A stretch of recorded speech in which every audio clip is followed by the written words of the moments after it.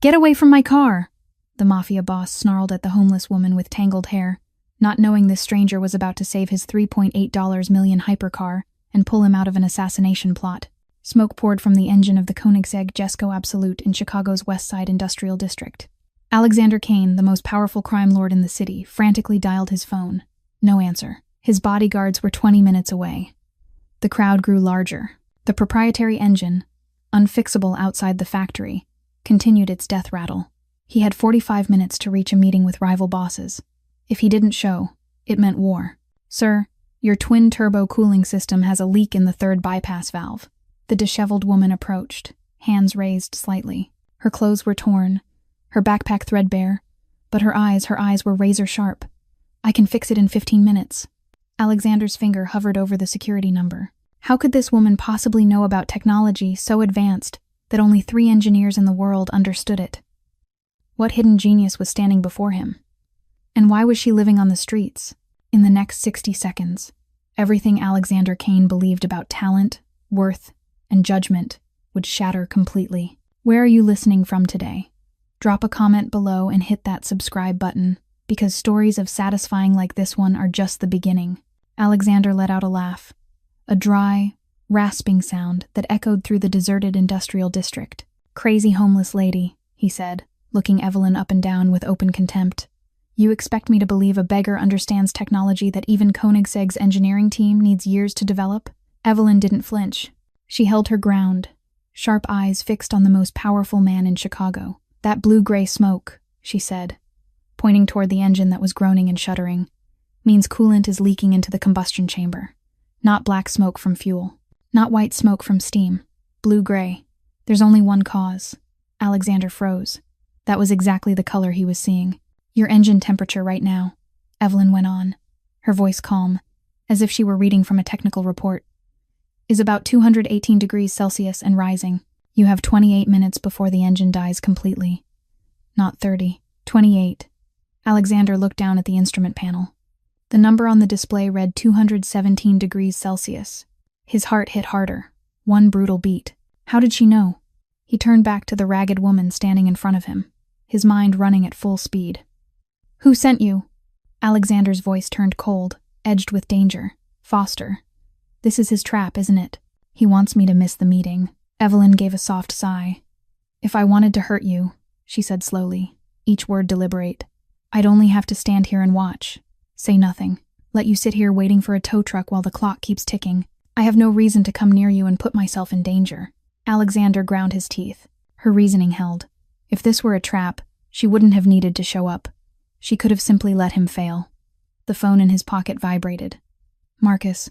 Boss." Marcus's voice was tight on the other end. "It's worse than we thought.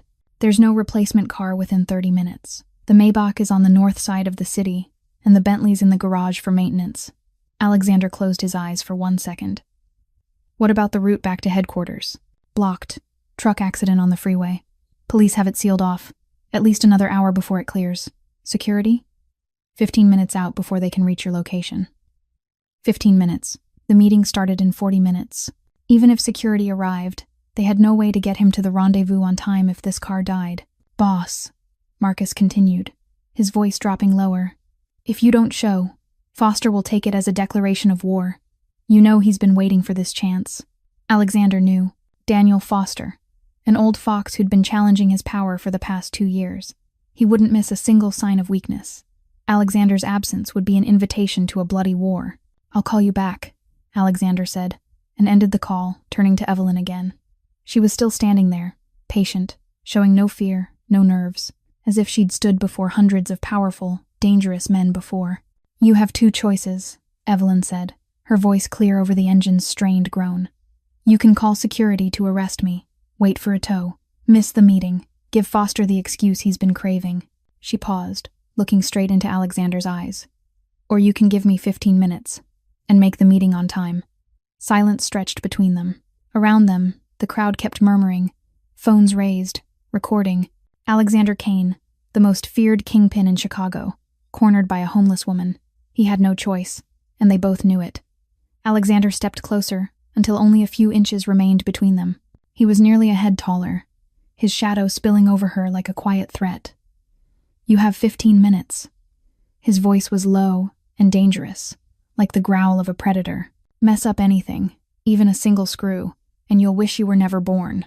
Evelyn didn't step back even once. She only nodded, unruffled. I need a pencil, heat-resistant tape from the first aid kit in the car, and a bottle of water. Alexander lifted an eyebrow. Of all the things she could have asked for, this was the strangest list he'd ever heard. Alexander thought she was insane. A pencil, tape, a bottle of water, to fix a supercar worth $3,800,000, with the most complex engine in the world, but he didn't have any other choice.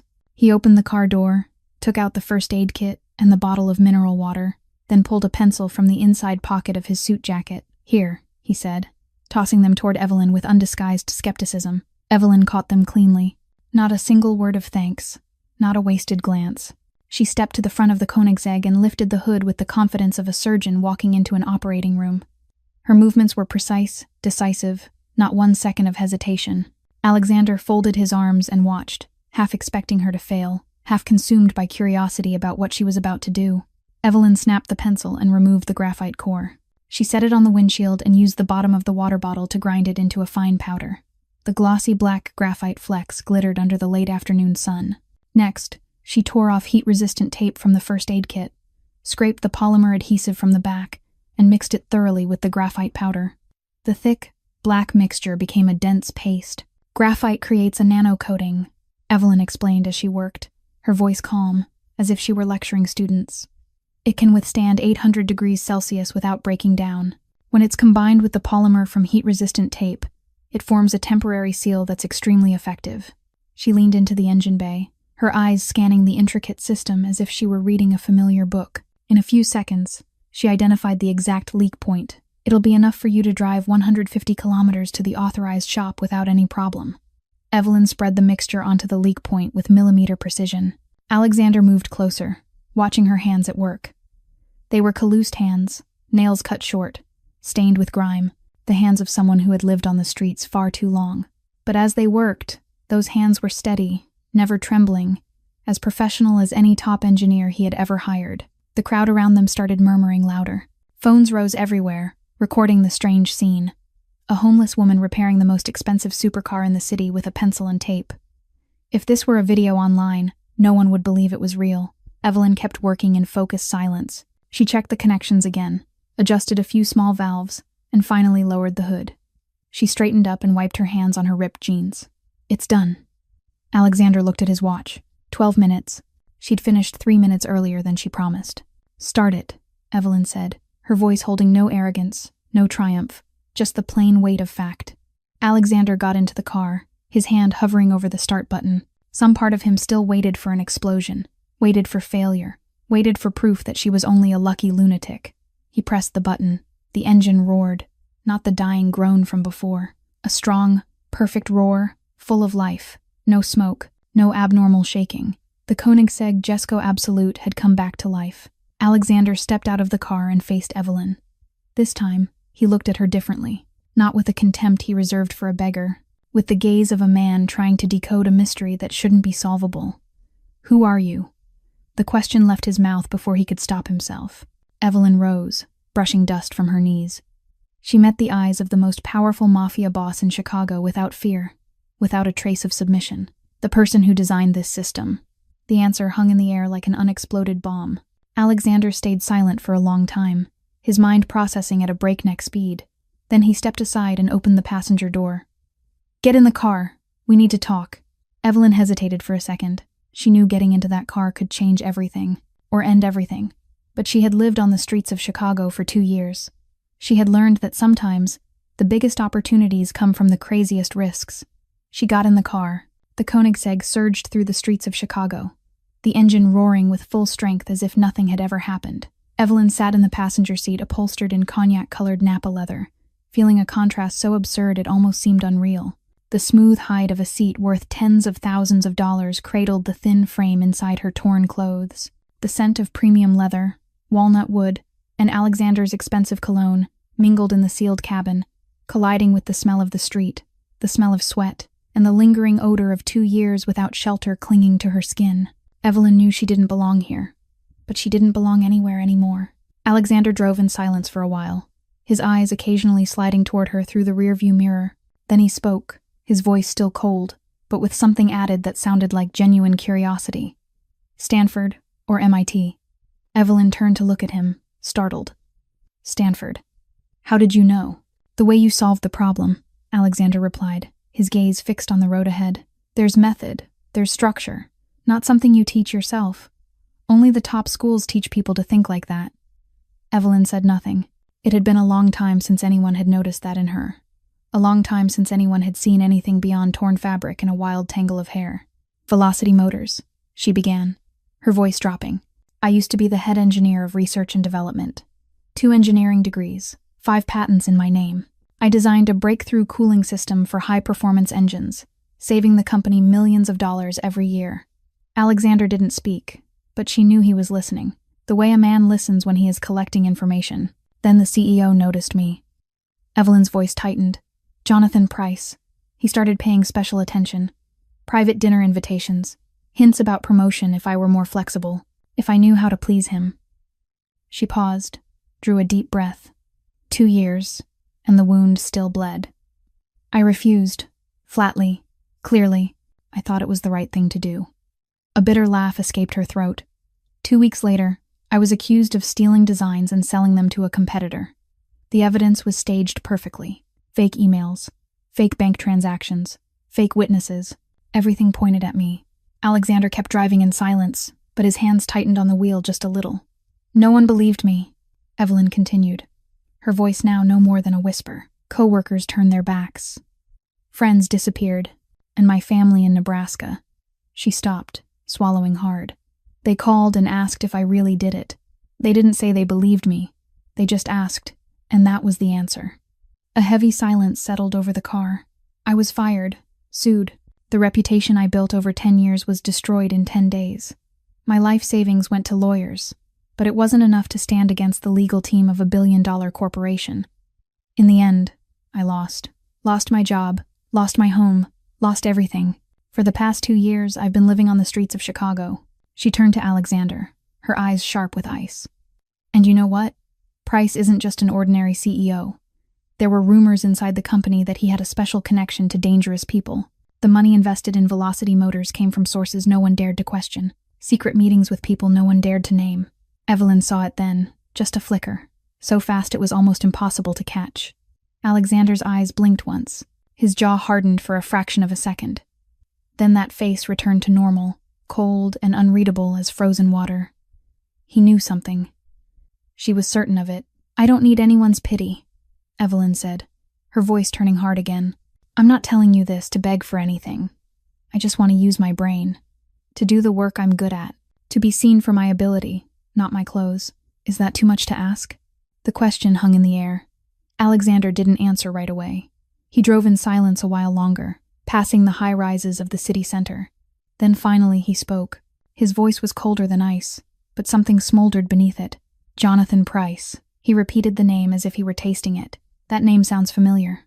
Evelyn looked at him, looked at the way he ground his teeth, looked at the way his eyes narrowed in an instant, and she understood something. Alexander Kane wasn't only listening to her story. He was calculating something far bigger than helping a homeless woman. The Koenigsegg turned onto a quiet road at the edge of West Chicago's industrial district. Evelyn looked out the window and saw a gray concrete building looming ahead. No sign, no company name, no indication of business at all. Only tall walls, security cameras rotating slowly at every corner, and a massive steel gate that opened automatically as the car approached. Alexander didn't need to press a button or swipe a card. The system had recognized him from a distance. The car slid through the gate into a broad inner courtyard. Evelyn began to understand this wasn't an ordinary company. Too many men in black suits were scattered around the grounds, their eyes sharp and watchful like hawks.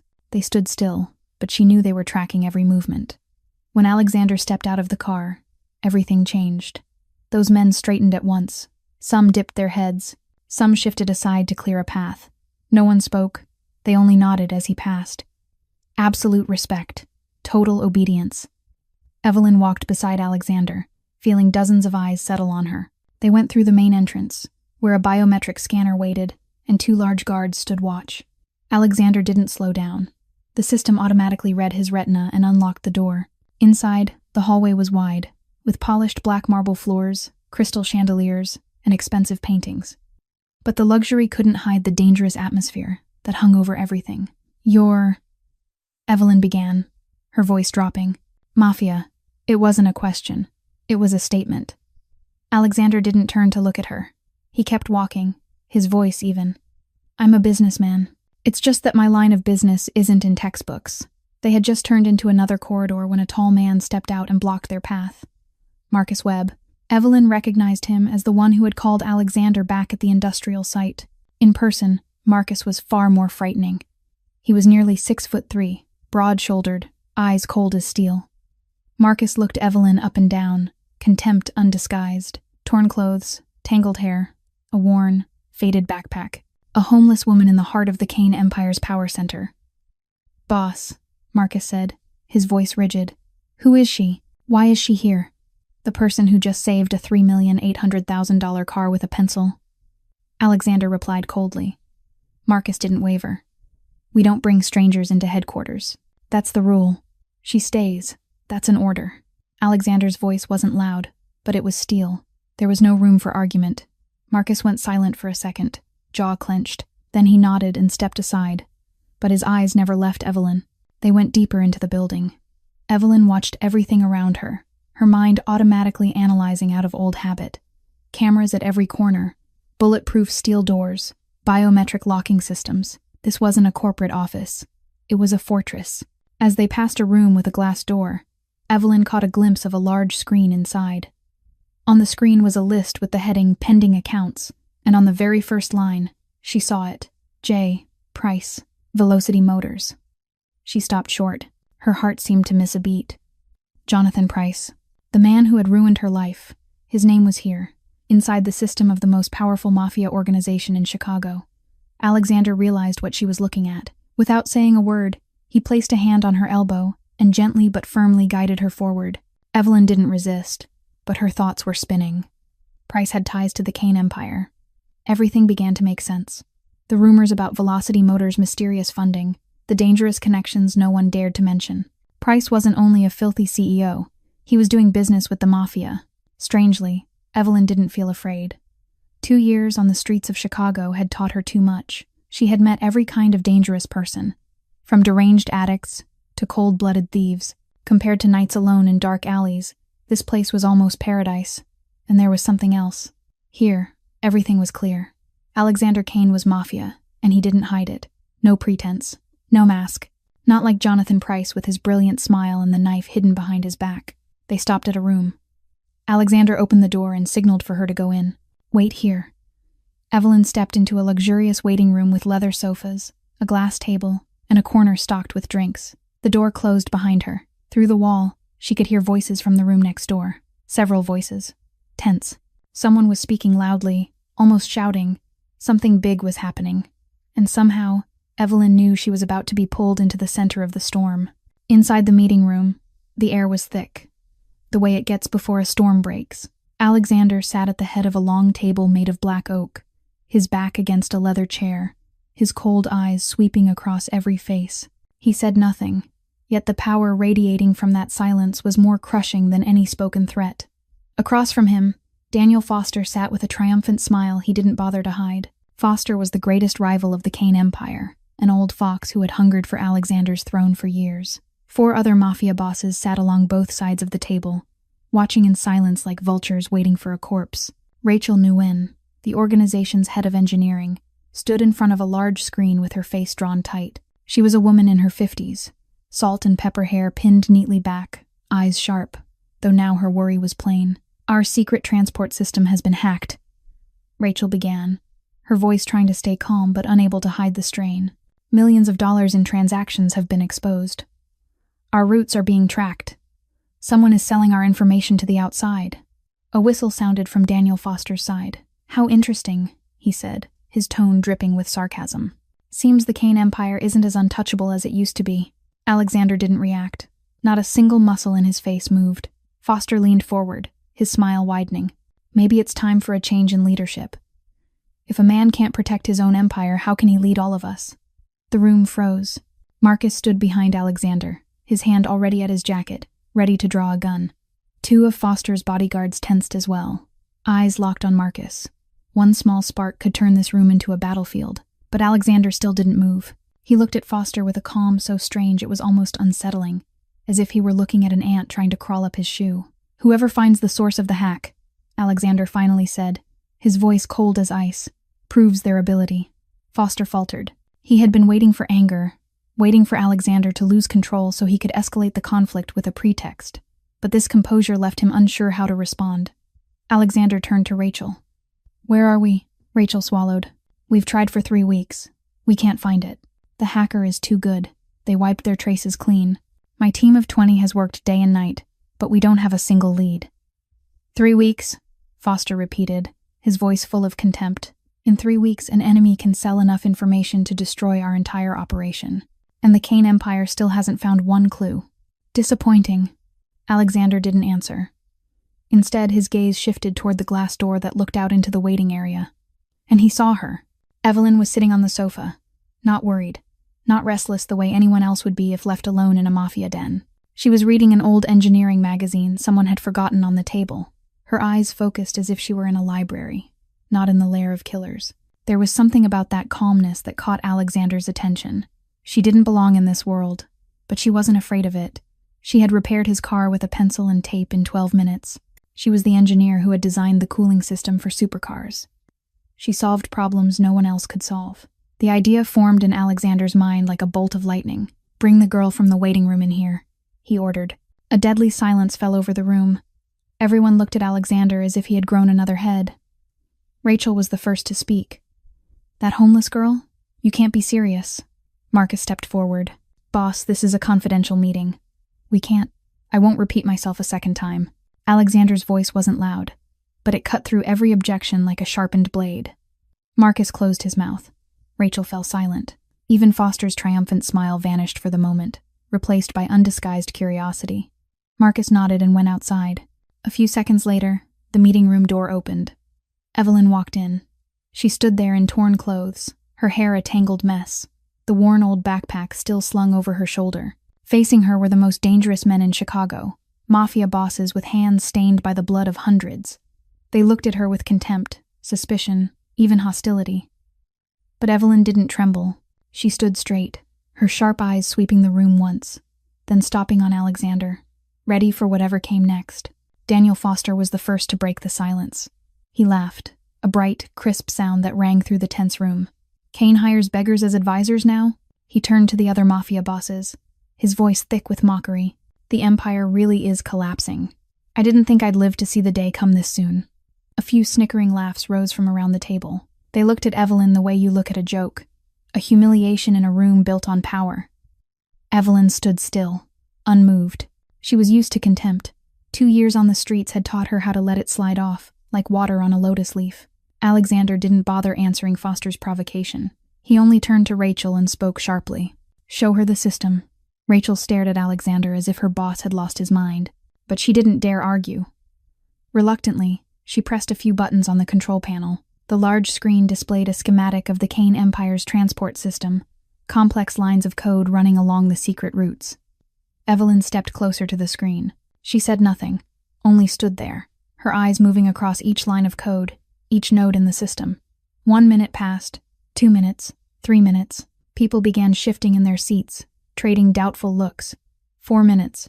Foster snorted. "See? A waste of everyone's time. She doesn't even understand what she's looking at."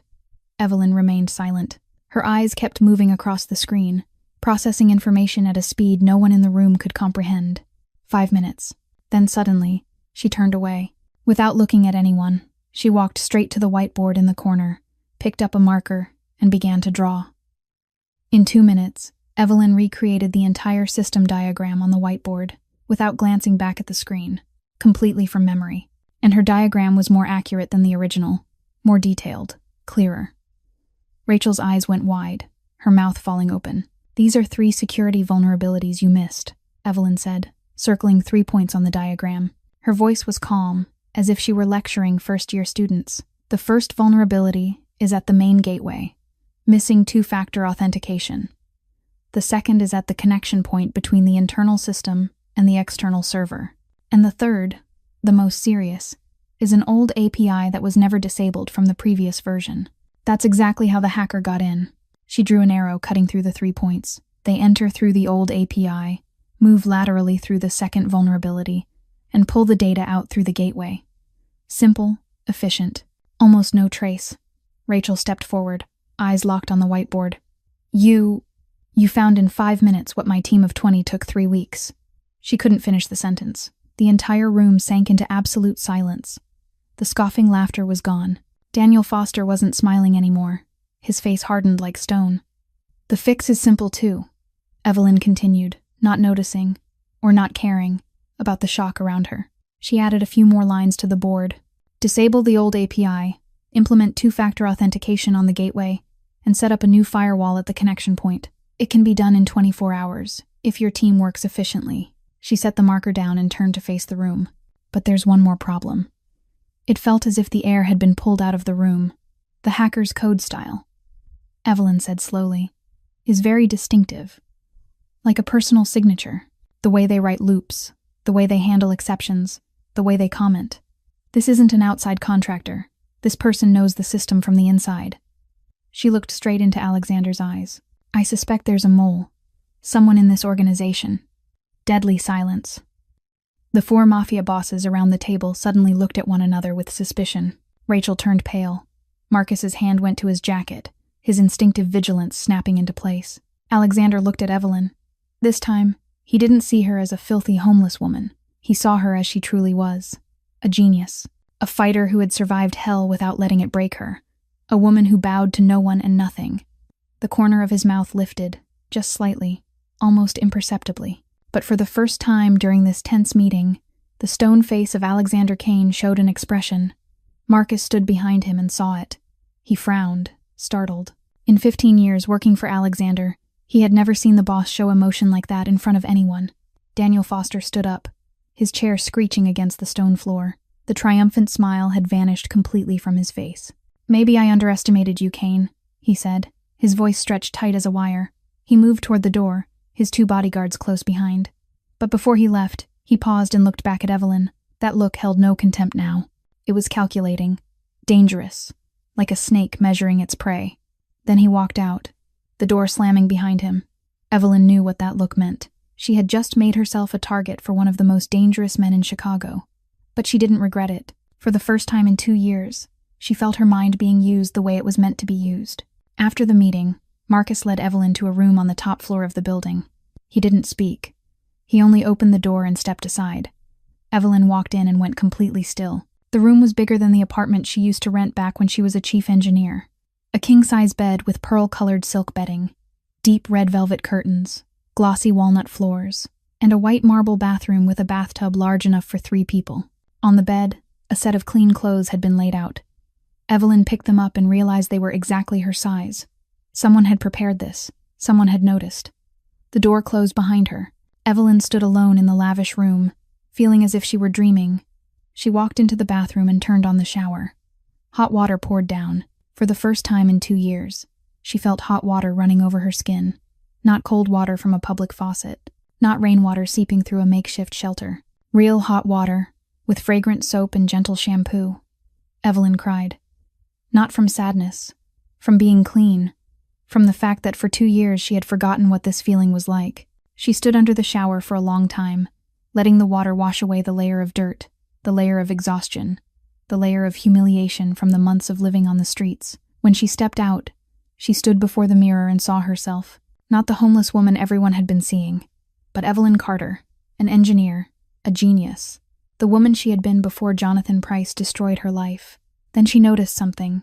In the corner of the bathroom ceiling, almost impossible to see unless you were looking for it, was a small camera. Evelyn wasn't surprised.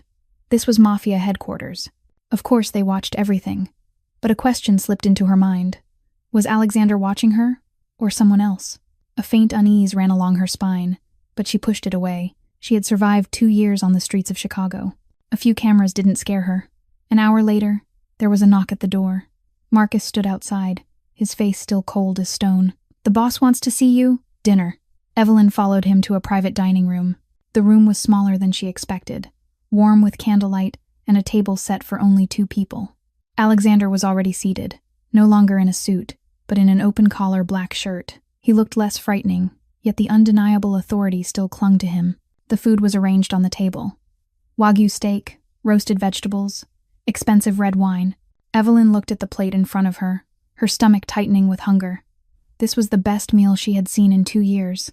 But she ate slowly, with control. She didn't let the hunger that had tormented her through hundreds of nights show on her face. She would not let anyone see her weakness. Alexander watched her eat in silence for a while. Then he spoke. "Why did you help me? You didn't know who I was." Evelyn set her knife down and met his eyes. "I saw a problem that needed fixing. It's instinct. I can't look at a broken system and not want to repair it." "That instinct," Alexander tilted his head. "Has it almost gotten you into trouble more than once?" Evelyn gave a quiet laugh, her first laugh in a long time. "You're looking at the result of those times." Silence stretched. Alexander took a sip of wine, his gaze drifting into empty space, as if he were thinking about something far away. "My father was killed," he said suddenly, "by the person he trusted most. A partner, a best friend, the man who ate dinner with our family every week for 10 years. Evelyn didn't speak. She only listened. "I built this empire for one reason," Alexander continued, his voice lowering, "so no one would ever have the chance to betray me again. I don't trust anyone. I control everything. That's the only way to survive in this world." He looked at Evelyn, his dark eyes complicated. "But you learned every one of my secrets in a few hours. You saw my systems, my weaknesses, even the mole in my organization. And I don't feel threatened." Evelyn set her wine glass down. "Maybe because I don't want anything from you. I've already lost everything. My job, my reputation, my family, my money. There's nothing left to be greedy for, nothing left to lose. People like me are the least dangerous, or the most dangerous, depending on how you look at it." Alexander studied her for a long time, his expression unreadable. Then he stood. "Get some rest. Tomorrow I need you to find the mole." He walked toward the door, paused for a second, but didn't turn back. "Thank you for dinner," Evelyn said. Alexander didn't answer. He only walked out. The door closed. Evelyn watched his shadow disappear behind the oak door. There was something in Alexander Kane's eyes she couldn't read. Something deeper than coldness. Something almost like loneliness. The next morning, Evelyn was taken to the Kane Empire's technical room. It was a vast space filled with dozens of monitors, servers humming nonstop, and a team of technicians at work. Rachel Nguyen was already waiting there, her face hard as stone. Clearly, she wasn't happy to be working with a homeless woman, even if that woman had made the entire meeting room fall silent yesterday. "These are all the system logs from the past 3 months," Rachel said bluntly, pointing at the screen. "Start wherever you want."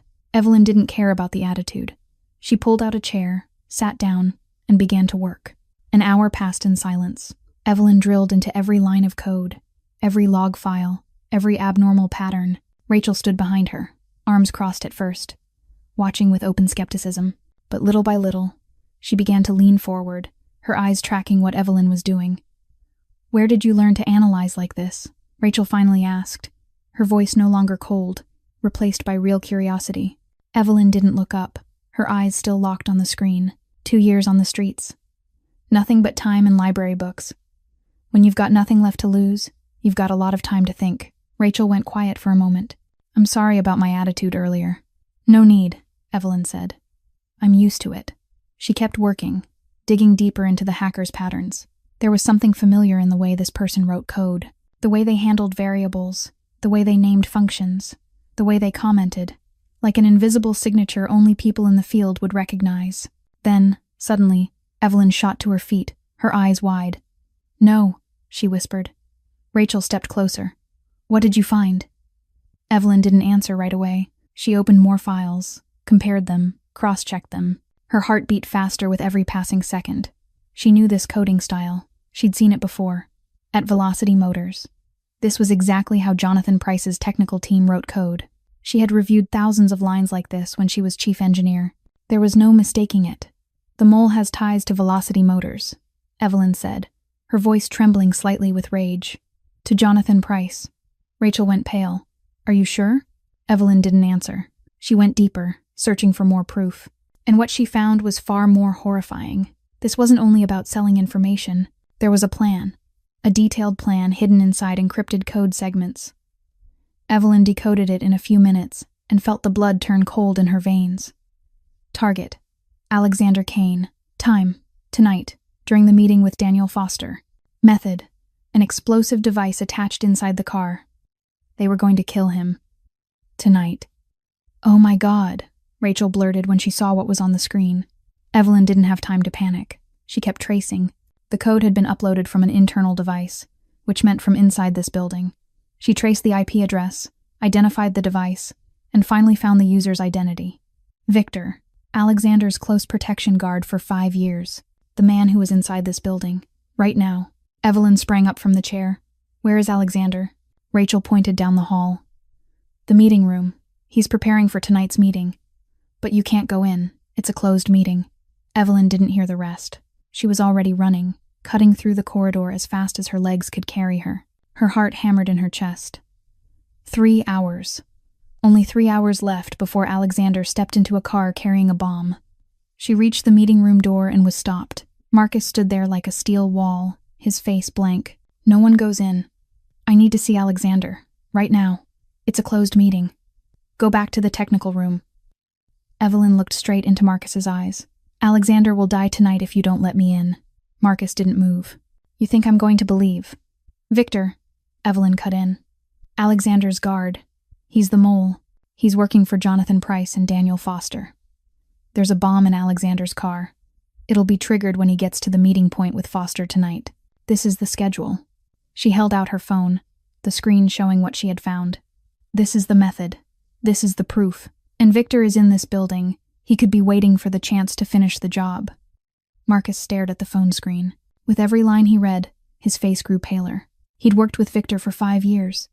They'd had drinks together. They'd guarded Alexander together. And now Victor wanted to kill their boss. Without a word, Marcus turned and shoved the meeting room door wide open. Alexander sat at the head of the table, 5 other men around him. All of them looked up as the door flew open, surprise and anger clear on their faces. Alexander saw Evelyn and Marcus, his eyes narrowing. "What's going on?" Evelyn stepped in, her breathing still uneven from running. She looked straight into Alexander's eyes and said only one word. "Bomb."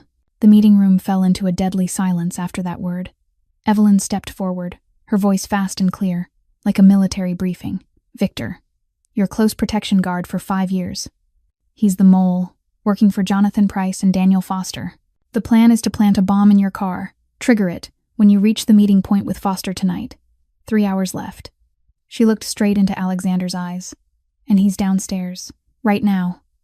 No one in the room dared to breathe too hard. Alexander sat motionless, his face showing no emotion at all.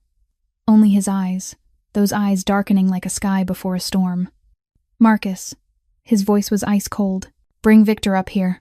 Don't let him suspect anything." Marcus nodded and vanished through the door. The others in the meeting room were signaled to leave. Soon only Alexander and Evelyn remained, facing each other in silence. 5 minutes passed like 5 hours. Evelyn stood still, feeling Alexander's gaze cut straight through her. At last he spoke. "If you're wrong, you just accused my most loyal man. The man who saved my life twice. The man who's been at my side for 5 years. Evelyn didn't blink. "If I'm right, I just saved your life a second time." The silence stretched. Then the door opened. Victor walked in, that familiar smile on his lips. He was a big man, broad-shouldered, with a friendly face no one would ever suspect belonged to a traitor. "You called for me, boss?" Victor asked, his voice normal as always. Alexander stood and walked toward the window, his back to Victor. "Go check my car, Victor. There's a report of a technical fault, like yesterday." Victor went rigid, only for a second, so brief it was almost impossible to notice. But Evelyn saw it. Alexander saw it. And Marcus, blocking the door, saw it too. "Yes." Victor forced a smile, his voice trembling slightly. "I'll go right away." He turned and started toward the door. Then suddenly, he ran. Victor lunged for the exit at a terrifying speed, shoving an employee aside hard enough to send him stumbling. But he didn't get out. 4 men appeared from both sides of the hallway, sealing off every escape. Victor yanked a gun from his waistband, spinning to shoot. But Marcus was faster. A shot cracked through the air, the bullet slamming into Victor's shoulder. He went down, the gun flying from his hand.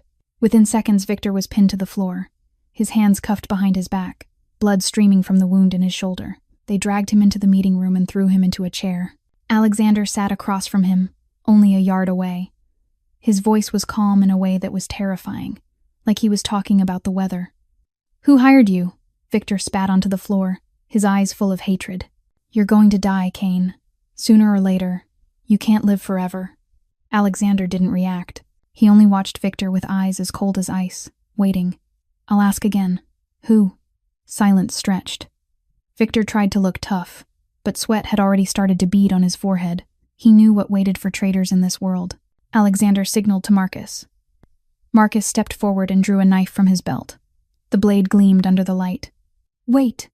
Victor shouted, his toughness dissolving like morning mist. "Wait! I'll talk! I'll talk!" Alexander lifted a hand and Marcus stopped.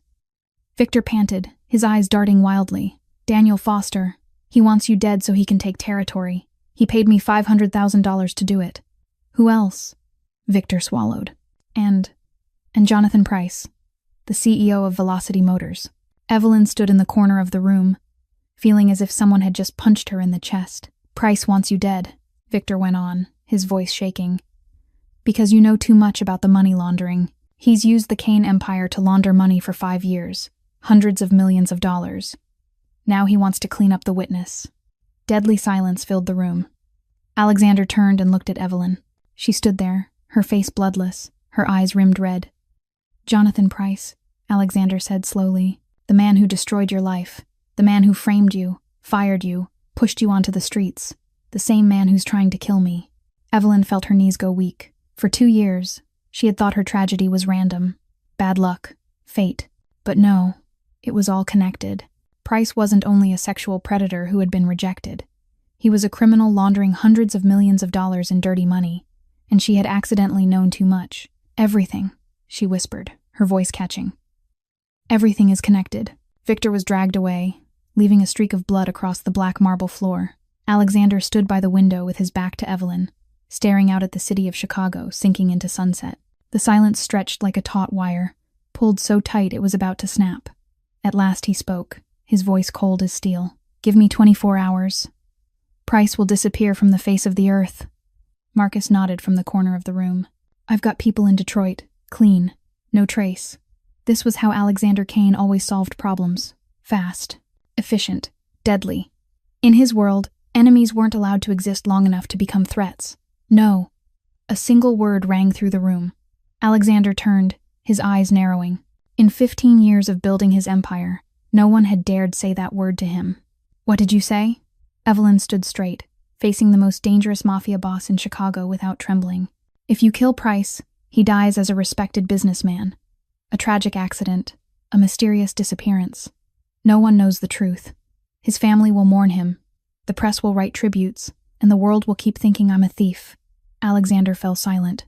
In his mind, 2 voices collided. The old voice, the one that had guided him for 15 years, roared. "Kill him. It's the only certainty. Your father died because he trusted people, because he was too merciful. Don't repeat that mistake."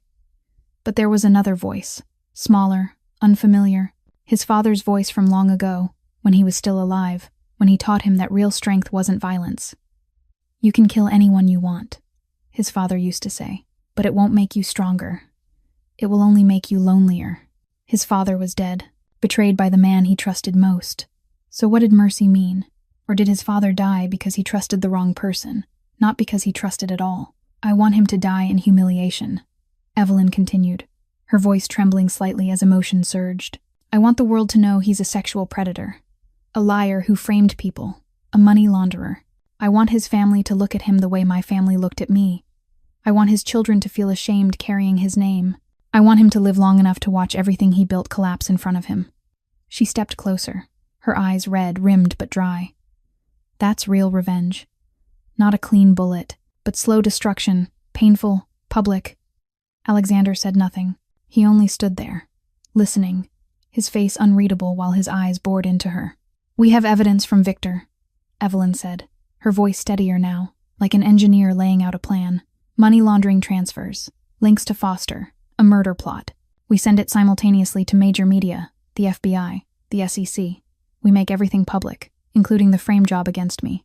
We let the system he abused crush him slowly, painfully." Marcus stepped forward.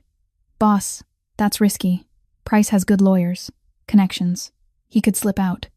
Your way is fast, Evelyn said, turning to Marcus, then back to Alexander. But it changes nothing. Price dies, there will be another Price. The system stays. Men like him keep thinking they're untouchable. She walked up until she stood in front of Alexander, less than 2 feet between them. But if we expose him, if the whole world watches him fall in humiliation, every man like him will be afraid. They'll look at Price and wonder if they're next. Silence stretched again. Alexander looked at Evelyn for a long time. He had met many people in his life, the greedy, the fearful, the ones drunk on power. But she was different, not innocence. Evelyn Carter wasn't innocent. 2 years on the streets had burned every trace of innocence out of her. This was strength, a kind of strength he wasn't used to. Not the strength of violence, but the strength of endurance, of being knocked down and refusing to stay down. Fine. One word. Marcus's eyes widened. Boss? We'll do it your way, Alexander said, his voice still cold, but something in it had shifted. He looked at Evelyn with new eyes. No longer the eyes of a boss looking at a tool, the eyes of a man learning something new. But if this fails, he added, his voice dropping like distant thunder, I'll do it my way. And that time, no one will be able to stop me. Evelyn nodded. Fair enough. And for the first time in 15 years, Alexander Kane chose a path other than violence. Not because he was weak, but because a homeless woman had shown him a kind of strength he had never known existed. Day one began like a storm gathering energy. Evelyn sat in the Kane Empire's technical room, working without pause beside Rachel Nguyen. The evidence from Victor was compiled into clear, orderly files.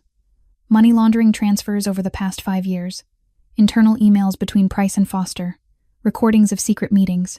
Evelyn added the materials she had kept from 2 years earlier, documents from her former lawyer proving the evidence against her had been fabricated. Everything was packaged neatly, plainly, impossible to deny. Alexander stood behind her, watching her work with undisguised admiration. Day 2. Anonymous packets were sent out at the same time to the New York Times, the Washington Post, and CNN. At the same time, the FBI received an anonymous tip with full evidence of money laundering. The SEC received a detailed report on financial fraud, and the lawyer Alexander hired for Evelyn, one of the best lawyers in Chicago, officially filed a complaint regarding the false accusation from 2 years earlier. Everything was calculated with the precision of a machine. Jonathan Price was standing on stage at the annual shareholders meeting, a confident smile spreading across his mouth. Velocity Motors has never been stronger than this, he declared, pride thick in his voice. Revenue last quarter is up 23%. We are leading the market, and... The meeting room doors flew open. Price's assistant ran in, her face white as paper.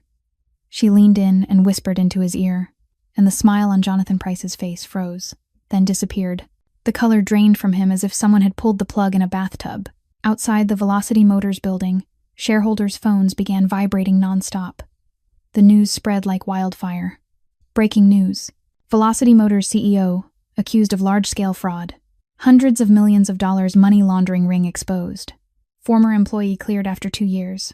Velocity Motors stock went into freefall, losing 40% of its value in only 2 hours. The board convened an emergency meeting. Partners began cutting ties. And the FBI arrived. A task force surrounded Velocity Motors headquarters with dozens of police vehicles. Price tried to run out the back, clutching a briefcase full of documents he hoped he could destroy. But cameras were already waiting. Dozens of reporters, hundreds of lenses, and the whole world watching live. Jonathan Price was handcuffed right at the back gate of the building he had once ruled. His face twisted with fury and fear, sweat pouring down, his mouth stammering denials no one bothered to hear. This wasn't the silent death in the dark Alexander had planned for him. This was public destruction, humiliating, and complete. In the Kane Empire's VIP lounge, Evelyn sat on the sofa, eyes fixed on the television screen. Alexander sat beside her, at a distance that respected her space. They watched Price being shoved into a police vehicle, watched him duck his head from the cameras, watched the empire he had built collapse in real time. Evelyn didn't smile, didn't gloat, didn't shed victorious tears. There was only calm, like someone finally setting down a burden she had carried for 2 years. It's over, she said softly, her voice strangely steady. Alexander studied her. He had prepared himself for tears, for triumphant laughter, for the satisfaction of a woman who had finally taken revenge. But she only sat there, peaceful as a lake after a storm. "Aren't you happy?" he asked. Evelyn turned to look at him, her eyes clear as they had ever been. "I didn't want him to suffer. I wanted him to stop. Those are two different things." Alexander fell silent for a moment, turning that sentence over in his mind. In his world, revenge was blood for blood, pain for pain, but she had taught him a different kind of revenge, the kind that left no blood on your hands, yet destroyed even more thoroughly. "Do you know what makes you different? Do you know?"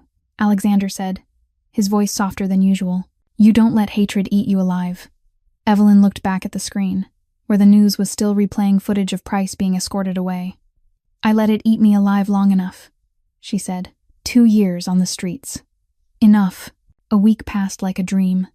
The shock waves from the Jonathan Price scandal rippled across America, and Evelyn Carter stood in the center of that storm, not as a disgraced culprit, but as a victim finally cleared. The press published apologies to her. The New York Times, the paper that had once run the story about her being accused of stealing trade secrets, now carried a large headline: "Genius Female Engineer Framed, a Story of Injustice and the Power of Truth." The Washington Post ran a detailed investigative piece on how Jonathan Price had staged fake evidence to destroy her. Velocity Motors, now in chaos under an interim board, publicly admitted Evelyn Carter was completely innocent and issued an official apology. The patents she had developed were returned to her with full ownership restored. And Stanford, the school she had graduated from with 2 engineering degrees, reached out to invite her back to teach. Evelyn sat alone in the Kane Empire's VIP lounge, surrounded by stacks of newspapers and a tablet displaying dozens of articles. She read every line, every word. Her name no longer came paired with accused or alleged. Instead, it came with vindicated, brilliant engineer, survivor. Something broke open inside her chest, but not the kind of breaking that hurts. The kind that happens when the walls you've built for 2 years to protect yourself finally collapse because you don't need them anymore. The new phone Alexander had bought for her began to vibrate. Evelyn looked at the screen. An unknown number. A Nebraska area code. Her heart kicked faster. She stared at the screen, her finger hovering over the answer button. 2 years. 2 years without a single call from her family. They didn't call. She didn't call. Silence like a bottomless abyss between them. She pressed answer. "Hello?" Silence on the other end. Then sobbing, the choking sobs of a woman who had held her tears too long. "Evelyn, are you there?" Her mother's voice. Evelyn couldn't speak. Her throat locked up as if someone were squeezing it tight. "My baby," her mother cried. "I'm sorry. I didn't believe you. I read the news. I saw everything. The rest of the sentence vanished under the sound of her tears. Evelyn felt something warm roll down her cheek. Tears, for the first time in 2 years. She cried, not from pain, not from despair, but from being loved, from the simple fact that, after everything, her mother had finally called. "Mom," she whispered, her voice shaking. "I'm okay. I'm all right now. I should have believed you." Her mother kept crying. "I'm your mother. I should have stood with you. I'm sorry. I'm so sorry. I forgive you," Evelyn said, and she surprised herself by realizing it was true. She forgave her, not because her mother deserved it, but because Evelyn needed to be freed from the weight of resentment. "I'll come home. Soon." The call ended, but Evelyn stayed where she was, the phone pressed to her chest, tears still flowing. She didn't realize Alexander was standing in the doorway, that he had been there through the entire call. He didn't interrupt. He didn't speak. He only stood there, quietly respecting the most private moment of her life. When Evelyn wiped her tears and looked up, she finally saw him. Alexander walked in and sat down in the chair across from her. "You can go back to Nebraska," he said, his voice gentler than she had ever heard it. "Build your old life again. Go back to Stanford. Work for any company you want. With your name restored, you can have everything." Evelyn looked at him, her eyes still red-rimmed, but lit with something stronger than tears. "The old life is gone," she said slowly. "I'm not that person anymore. The naive woman who believed hard work was enough. The one who thought the system would protect her if she did everything right." She stood and walked to the window overlooking Chicago. "I want to build something new, something that matters more." She turned back, looking straight into Alexander's eyes. "And I want to build it here." It wasn't a confession of love. Evelyn knew that, and Alexander knew it too. But it was a commitment, a promise that she would stay, that whatever the future held, she had chosen to stand here, beside him, in this chaotic world. 2 days later, Evelyn received an invitation to Alexander's private office to discuss the future. She walked into the vast room on the highest floor of the building, where the windows offered a sweeping view over all of Chicago. She had changed. No more torn clothes or tangled hair. Now she wore a simple but neat office outfit, her hair tied up cleanly, her back straight, her steps confident. But her eyes were the same, sharp, unbreakable, unbowed. She was still herself. Only now the dust of the streets no longer covered her. Alexander sat behind a black oak desk and motioned for her to take the chair across from him. He didn't circle around the point. He said he wanted to hire her, in any position she wanted. Chief Technology Officer, Head of Research and Development, Technical Director. She could choose. He leaned forward and told her to name her salary, any number. Evelyn was quiet for a moment, then shook her head and said she didn't need a job. Alexander raised his eyebrows, genuinely surprised for the first time since they'd met, and asked what she wanted then. Something bigger, Evelyn said. She stood, walked to the window, and looked out at the city. Below, Chicago stretched wide with its skyscrapers and crowded roads. But she knew that in the corners no one looked at. There were thousands of people like she used to be. Invisible, forgotten. She said she wanted to build an innovation shelter. Not an ordinary shelter where people only had a place to sleep for a night, but a center to discover talent, combining housing, technical training, mentorship, and startup funding for people the system had left behind. Alexander didn't speak. He only listened with absolute focus. Evelyn continued. In the shelter she used to stay in, she met a doctor who'd been stripped of his license because of an administrative mistake. Not a medical one. 15 years of practice, saving thousands of lives, and he lost everything because a form had been filled out wrong. Her voice dropped. She met a programmer, an ex-prisoner. He'd paid for a mistake from his youth, but no one would give him a second chance. He wrote cleaner code than anyone she'd ever seen, but no company would even look at him once they saw a criminal record. She paused, then said she also met a physics professor who used to teach at a top university, but was fired when they discovered she had once been treated for mental illness. The illness had been gone for 10 years, but the stigma never went away. Evelyn looked straight into Alexander's eyes and said all of them were geniuses in their fields.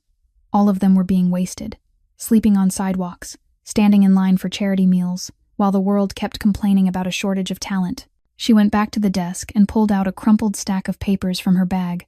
Old newspaper pages, the backs of receipts, napkins from restaurants, even the lid of a pizza box. She laid them on the desk in front of Alexander and said these were the patents she had developed over the past 2 years. In the public library, on park benches, under streetlights when she had nowhere to sleep. Alexander picked up the papers and his eyes widened. These weren't the frantic scribbles of a madwoman. They were detailed, precise, fully workable engineering designs.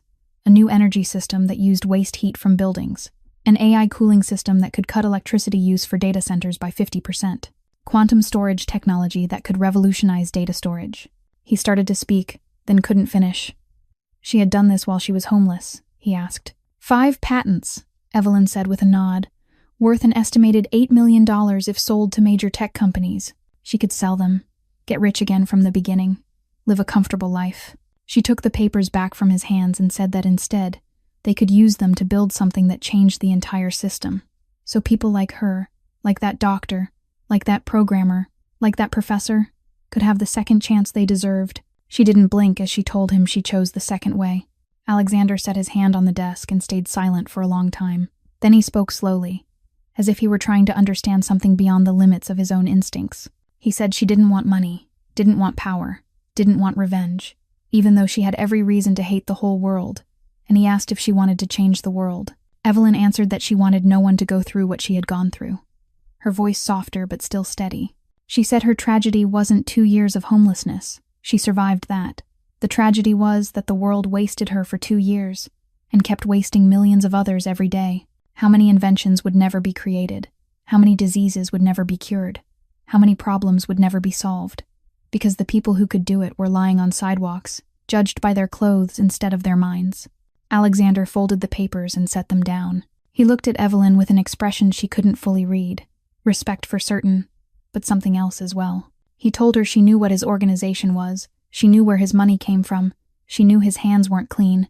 Then he leaned forward, his voice dropping, and asked if she still wanted to work with him. Evelyn didn't hesitate. I know who you are. I know where the money comes from. But I also know you gave me a chance when no one else did. and I believe people can change. Alexander looked at her for a long time, then nodded slowly. Fine, I'll fund the innovation shelter. 100%. Every cost for construction, operations, staff, all of it. He stood, stepping closer to her. But I have a condition. You have to be the one in charge, CEO. Full authority over everything connected to the shelter. I'm only the sponsor. I won't interfere with how you run it. He paused. And you have to stay in Chicago. Evelyn felt the weight of that last sentence. It wasn't only a business condition. It was an offer to stay beside him. I'll accept, she said. But I have a condition too. Alexander lifted an eyebrow, waiting. Your organization has to become legal, gradually. Evelyn said bluntly, with no detours. I can't build a future for people the system forgot on a foundation of darkness. The innovation shelter has to be clean. And for it to be clean, the money has to be clean. A deadly silence filled the room. Alexander stood motionless like a stone statue. Evelyn knew what she had just asked. Alexander's empire had been built in darkness for 15 years. Transport, protection rackets, money laundering. That was the backbone of the Kane Empire. Going legal meant giving up everything. Power, money, the absolute control he had lived on. Inside Alexander, the war was raging. The old voice roared. Are you insane? 15 years building this, and you're going to burn it down for one woman? But there was another voice, smaller, yet clearer than it had ever been. 15 years living in the dark. 15 years looking over his shoulder every day. 15 years unable to trust anyone. Lonely down to the bone. Was that living? Or just surviving? Going legal also meant freedom. No more FBI watching. No more enemies trying to kill him. No more living in a fortress and sleeping with a gun under his pillow.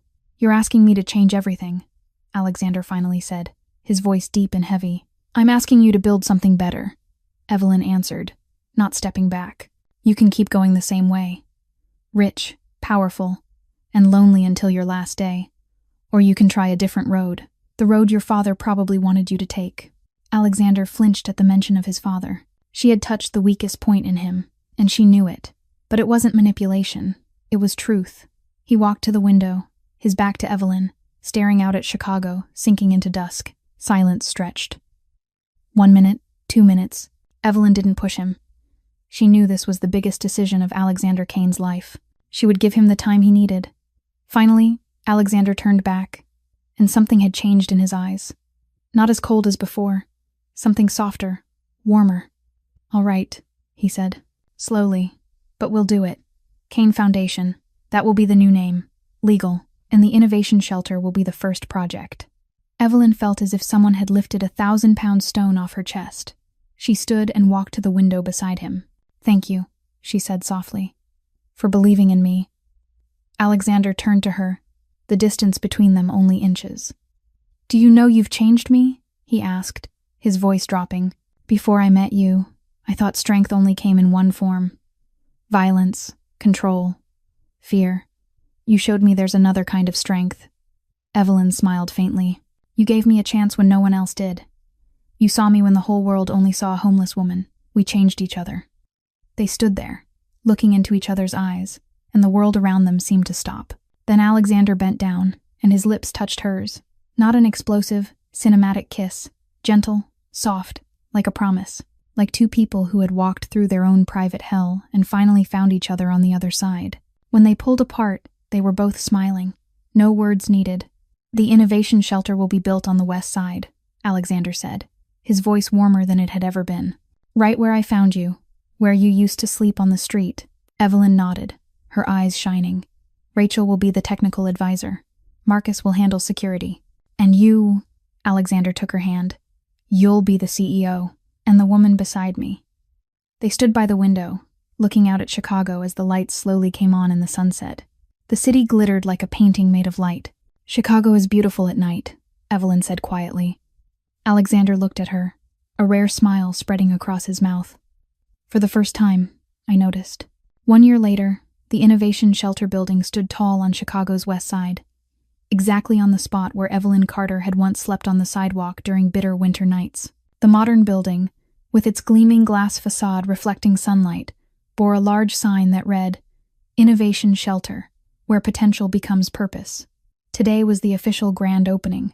Guests had come from everywhere.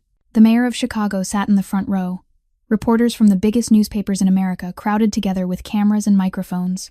Chief executive officers from leading technology companies were present, not out of courtesy, but because they wanted to recruit talent from this place.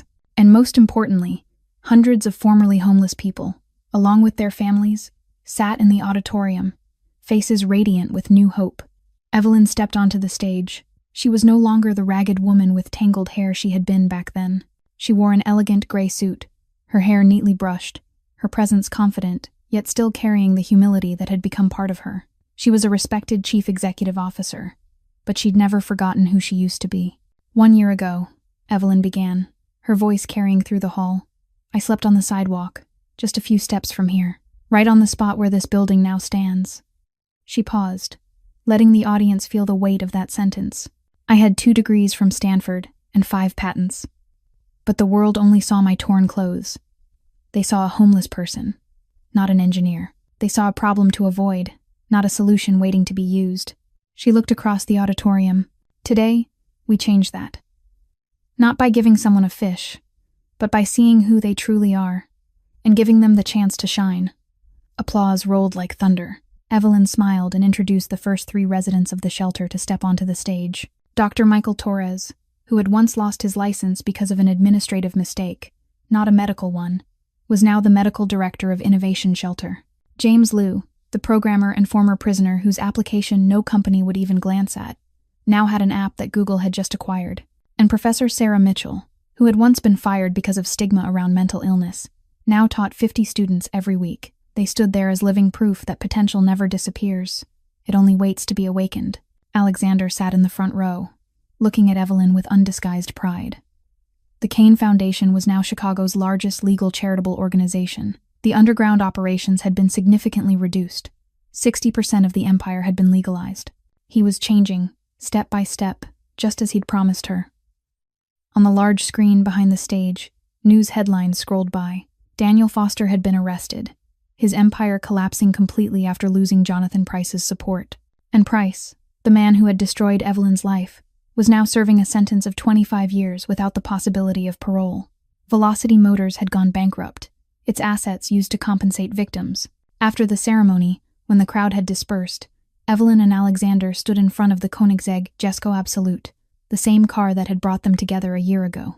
The factory had repaired it flawlessly, but one small mark in the engine bay remained. I told them to leave it, Alexander said, pointing to the spot where it had been fixed with a pencil and tape, to remind me of that fateful day.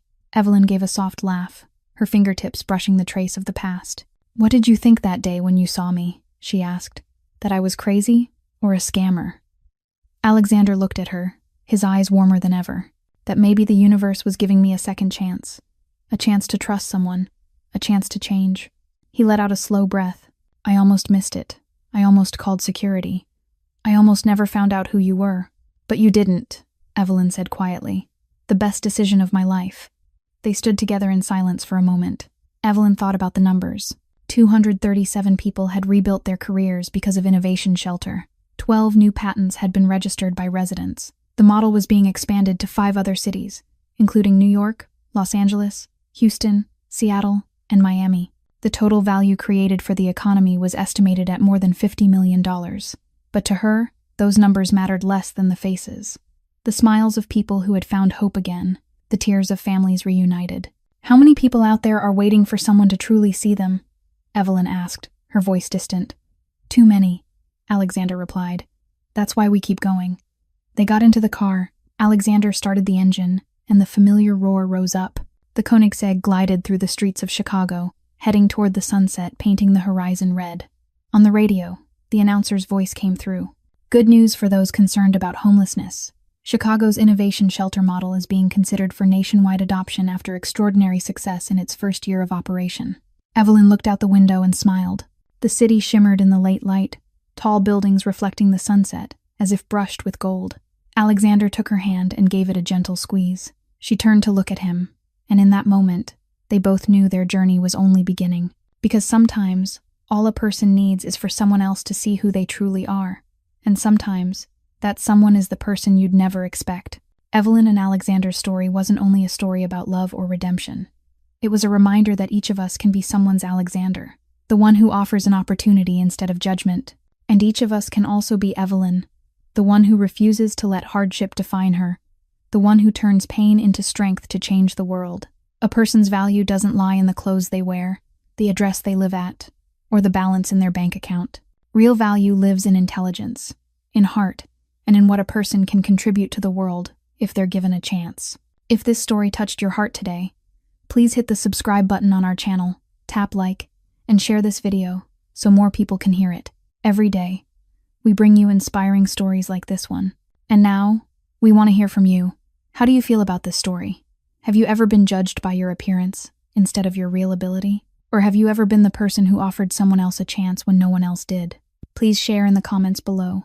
We cherish every word that comes from the deepest place in your heart. We wish everyone watching this video good health, a joyful life, and peace each day. Thank you for being with us. Goodbye, and see you again in the next video.